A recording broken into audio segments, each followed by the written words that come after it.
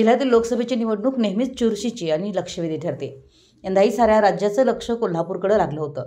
कोल्हापूर लोकसभा मतदारसंघाचे काँग्रेसचे श्रीमंत शाहू छत्रपती महाराज आणि शिवसेनेचे संजय मंडलिक अशी थेट लढत होती, तर हातकणंगलेमध्ये शिवसेना उद्धव ठाकरे गटाचे सत्यजित पाटील, शिवसेनेचे धैर्यशील माने आणि स्वाभिमानी संघटनेचे राजू शेट्टी अशी तिरंगी लढत होती।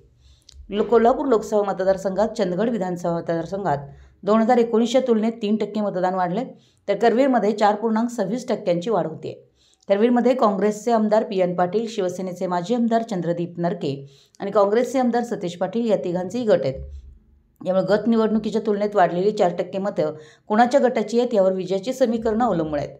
चंदगड विधानसभा मतदारसंघात भाजपचे शिवाजी पाटील, राष्ट्रवादी काँग्रेस अजित पवार गटाचे आमदार राजेश पाटील, माजी आमदार भरमू पाटील यांचे गट मोठे असून हे महायुतीच्या बाजूने आहेत।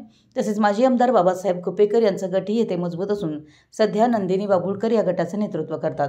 त्या महाविकास आघाडीकडून निवडणुकीत सक्रिय आहेत, त्यामुळे येथेही वाढलेली मतं कुणाच्या गटाची आहेत त्यावर अनेक गोष्टी अवलंबून आहेत। हातकणंगले लोकसभा मतदारसंघात शाहूवाडी विधानसभा मतदारसंघात गेल्या लोकसभेच्या तुलनेत 5% मतं वाढलेली आहेत। आमदार सत्यजित पाटील यांच्या रूपानं बऱ्याच वर्षानंतर तालुक्याला स्थानिक उमेदवार मिळाला आहे, त्यामुळे हे मतदान वाढलं आहे का असा प्रश्न उपस्थित होतो।